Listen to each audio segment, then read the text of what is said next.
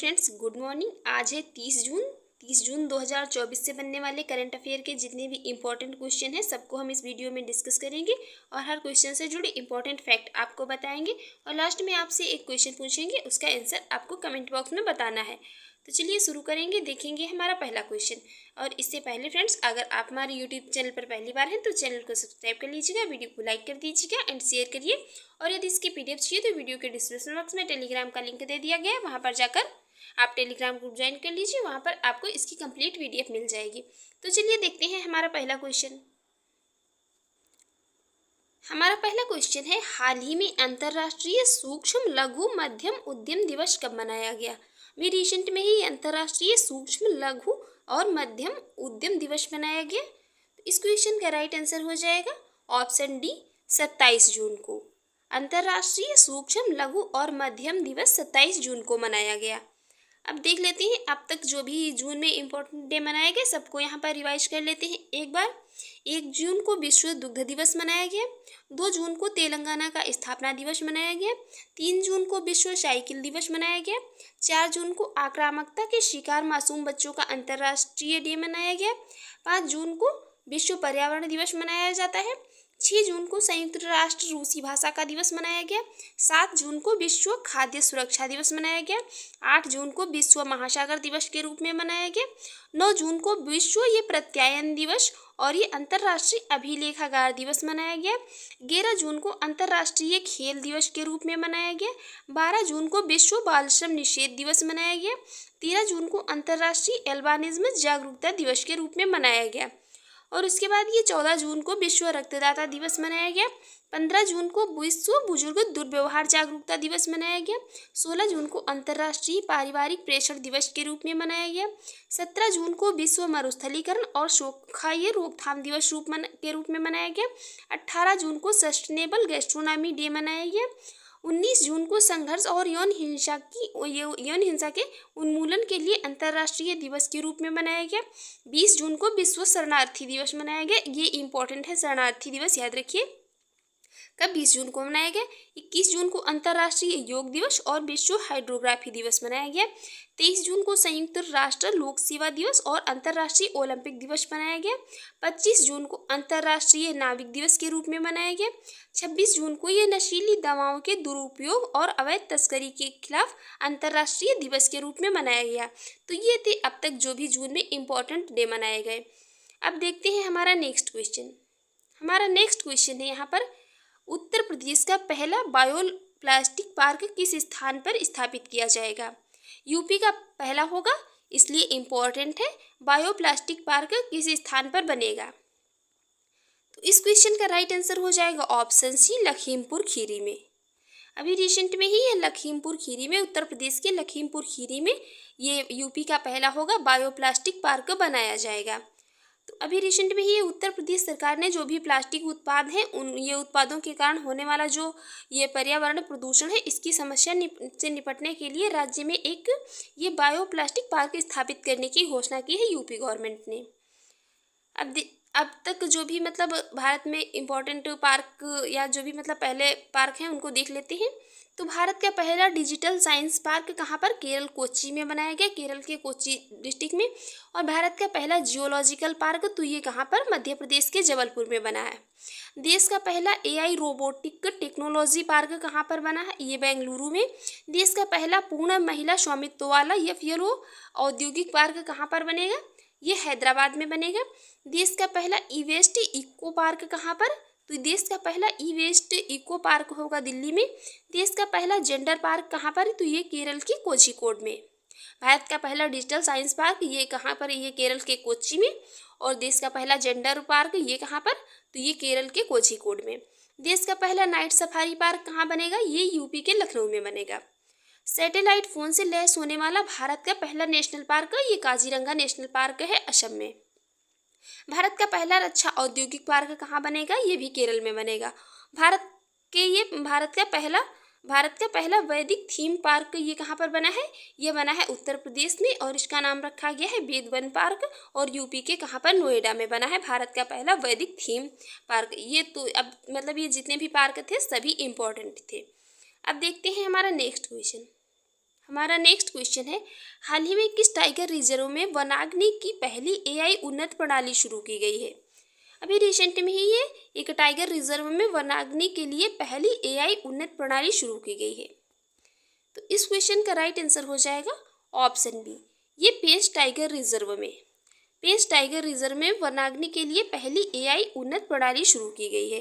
तो ये पेंच tiger reserve जो कहाँ है, तो ये महाराष्ट्र और ये मध्य प्रदेश के बॉर्डर पर है। इसका मतलब ज़्यादा हिस्सा कहाँ पर है, तो ये महाराष्ट्र में है। अब देखते हैं हमारा नेक्स्ट क्वेश्चन। नेक्स्ट क्वेश्चन है, हाल ही में दक्षिण कोरिया, जापान और किस देश ने त्रिपक्षीय बहुडोमेन अभ्यास शुरू किया है? अभी रिसेंट में ही ये दक्षिण कोरिया, जापान और एक किस देश ने त्रिपक्षीय बहु अभ्यास से डोमेन इसको शुरू किया है? तो इस क्वेश्चन का राइट आंसर हो जाएगा ऑप्शन ए, अमेरिका। अभी दक्षिण कोरिया, जापान और अमेरिका ने ये त्रिपक्षीय बहु डोमेन अभ्यास को शुरू किया है। तो अब अमेरिका में अभी अमेरिका ने रिसेंट में ही, अमेरिका के जो प्रेसिडेंट हैं उन्होंने अप्रवासियों को नागरिकता देने के लिए एक प्लान शुरू किया है। इसका नाम है पैरोल इन प्लान। ये पैरोल इन प्लान इसकी घोषणा की है। और अभी रिसेंट में ही अमेरिका ने भारत को 31 प्रीडेटर ड्रोन बेचने की मंजूरी दी है। और स्टार्टअप फंडिंग वैश्विक रैंकिंग 2023 में टॉप पर रहा है अमेरिका। भारत और अमेरिका के बीच एक ये संयुक्त अभ्यास होता है वज्र प्रहार। ये कहाँ पर हुआ है इस बार, तो ये उमरोई मेघालय में हुआ है। फिन टैंक यूनिकॉर्न के मामले में टॉप पर रहा है यूएसए। और अभी रिसेंट में ही अमेरिका भारत का शीर्ष रक्षा निर्यात साझेदार बनकर के उभरा है। इंपॉर्टेंट है, याद रखिएगा। ये शीर्ष रक्षा निर्यात साझेदार के रूप में कौन अभी उभरा है भारत का, तो अमेरिका। अब देखेंगे नेक्स्ट क्वेश्चन।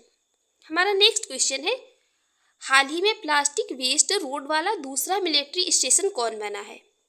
अभी रिसेंट में ही ये प्लास्टिक वेस्ट रोड वाला दूसरा मिलिट्री स्टेशन बना है। तो ये कहाँ पर बना है, कौन बना है? तो इस क्वेश्चन का राइट आंसर हो जाएगा ऑप्शन बी, जयपुर। ये जयपुर अभी प्लास्टिक वेस्ट रोड वाला दूसरा मिलिट्री स्टेशन बना है। और अब दूसरा जयपुर बना है, तो पहला कौन सा, पहला गुवाहाटी का बना है। पहला मिलिट्री स्टेशन जो है ये प्लास्टिक वेस्ट रोड वाला, तो गुवाहाटी असम का बना है। अब देखते हैं नेक्स्ट क्वेश्चन। नेक्स्ट क्वेश्चन है, हाल ही में high speed expendable aerial target अभ्यास का विकास प्रशिक्षण कहाँ पूरा हुआ है? में रिसेंट में ही high speed expendable aerial target अभ्यास का विकास प्रशिक्षण कहाँ पर पूरा हुआ है? तो इस क्वेश्चन का राइट आंसर हो जाएगा ऑप्शन ए, उड़ीसा में। कहाँ पर, उड़ीसा में। अभी 27 जून को defence research and development organisation DRDO ने उड़ीसा के ये चांदीपुर परीक्षण केंद्र पर स्थित इंटीग्रेटेड टेस्ट रेंज से high speed expendable aerial target HEAT का ये हीट अभ्यास जो है इसका सफल परीक्षण किया। और अभ्यास का इस्तेमाल जो है तो ये विभिन्न मिसाइल सिस्टम के मूल्यांकन के लिए टारगेट के रूप में किया जाएगा। और उड़ीसा में ही है एक व्हीलर द्वीप, जिसका मतलब नाम बदल करके अब क्या कर दिया गया है, एपीजे अब्दुल कलाम द्वीप कर दिया गया है। इंपॉर्टेंट है। अब देखते हैं हमारा नेक्स्ट क्वेश्चन। हमारा नेक्स्ट क्वेश्चन है, हाल ही में कौन 12वें विश्व हिंदी सम्मान से सम्मानित हुई हैं? अभी रिसेंट में ही ये 12वां विश्व हिंदी सम्मान किसको दिया गया है? तो इस क्वेश्चन का राइट आंसर हो जाएगा डॉक्टर उषा ठाकुर को। अभी 12वें विश्व हिंदी सम्मान से सम्मानित होने वाली हैं डॉक्टर उषा ठाकुर। अभी ये उषा ठाकुर नेपाल में भारतीय दूतावास द्वारा आयोजित हिंदी संवाद कार्यक्रम में हिंदी साहित्य के विकास में और ये उनके योगदान के लिए 12वें विश्व हिंदी सम्मान से सम्मानित इनको किया गया। इन्होंने हिंदी और नेपाली में 40 से अधिक साहित्य का अनुवाद किया और हिंदी भाषा को मजबूत किया है। तो उषा ठाकुर का नाम याद रखिए। अब देखते हैं नेक्स्ट क्वेश्चन। नेक्स्ट क्वेश्चन है भी, टाटा सन्स ने कहा 650 करोड़ रुपए की लागत से मंदिर संग्रहालय बनाएगा? टाटा सन्स अभी रिसेंट में ही कहा ये 650 करोड़ रुपए की लागत से अपना मंदिर संग्रहालय बनाएगा? तो इस क्वेश्चन का राइट आंसर हो जाएगा ऑप्शन ए, मथुरा में। अब माइंड में एक ये भी क्वेश्चन आना चाहिए कि ये आखिर टाटा सन्स ही इसको क्यों बनाएगा। और अभी ये टाटा सन्स ने ही किसका निर्माण किया था? संसद का, जो नई संसद बनी है, नई पार्लियामेंट बनी है, उसका निर्माण किसने किया था? तो ये भी टाटा सन्स ने ही किया था। टाटा सन्स ये मथुरा में मंदिर संग्रहालय बनाएगा और ये कितनी मतलब लागत से बनेगा? तो 650 करोड़ रुपए की लागत से बनेगा। अब इसको टाटा सन्स ही क्यों बनाएगा, क्योंकि आज तक मतलब जो भी टाटा सन्स की बिल्डिंग या मतलब जो भी बनी है, जो भी बिल्डिंग्स वगैरह, तो इसमें इसकी क्वालिटी कभी ख़राब नहीं मिली है। इसलिए जो है यहाँ तक कि जो भी राम मंदिर की मतलब छत वगैरह है तो उसकी भी क्वालिटी उतनी अच्छी नहीं जितनी कि ये टाटा सन्स की जो बिल्डिंग होती हैं उनकी होती हैं। तो इसीलिए पार्लियामेंट मतलब जो ये संसद नई बनी थी उसको भी टाटा सन्स ने ही बनाया था। और इसलिए ये 650 करोड़ रुपए की लागत से मथुरा में मंदिर संग्रहालय कौन बनाएगा, तो ये टाटा सन्स ही बनाएगा। अब देखते हैं हमारा नेक्स्ट क्वेश्चन है, हाल ही में विश्व में पहली बार किस देश में गैसीय पशुओं पर उत्सर्जन कर लगाया जाएगा। ऐसा पहली बार होगा विश्व में, पहली बार ऐसा होगा कि जो ये देश है जी, ये देश में गैसीय पशुओं पर उत्सर्जन कर लगाया जाएगा। तो इस क्वेश्चन का राइट आंसर हो जाएगा option A Denmark. Denmark world में पहली बार अपने देश में गैसीय पशुओं पर उत्सर्जन कर लगाएगा। तो अब ये है मैप में, ये है डेनमार्क। डेनमार्क की कैपिटल है कोपेनहेगन और करेंसी की बात करें तो करेंसी है इसकी डेनिश क्रोनर। ये डेनमार्क जो है तो ये गैसीय गायों और सुअरों पर कार्बन टैक्स लगाएगा। इसको मतलब ये दुनिया में ऐसा पहली बार होगा। इसको लागू कब से किया जाएगा, तो 2030 से इस नीति को लागू किया जाएगा। इसके तहत जो पशुपालक होंगे उनमें उनकी गायों, भेड़ों और सुअरों द्वारा जो उत्सर्जित ग्रीन हाउस गैसें हैं उनके लिए कर लगाया जाएगा। अब देखते हैं हमारा नेक्स्ट क्वेश्चन है, हाल ही में भारतीय लोक और जनजातीय कला प्रदर्शन हुनर की शुरुआत कहाँ पर हुई है। वे रिसेंट में ही ये भारतीय लोक और जनजातीय कला प्रदर्शन हुनर, इसकी शुरुआत कहाँ पर हुई है। तो इस क्वेश्चन का राइट आंसर हो जाएगा ऑप्शन डी पेरिस में। ये पेरिस में रिसेंट में ही भारतीय लोक और जनजातीय कला प्रदर्शन ये हुनर, इसकी शुरुआत हुई है। अब देखते हैं हमारा नेक्स्ट क्वेश्चन है, हाल ही में किसने 2024 का राष्ट्रमंडल लघु कथा पुरस्कार जीता है। भी रिसेंट में ही किसने 2024 का राष्ट्रमंडल लघु कथा पुरस्कार जीता है। तो इस क्वेश्चन का राइट आंसर हो जाएगा ऑप्शन सी संजना ठाकुर ने। रिसेंट में ही ये संजना ठाकुर ने 2024 का राष्ट्रमंडल लघु कथा पुरस्कार जीता है।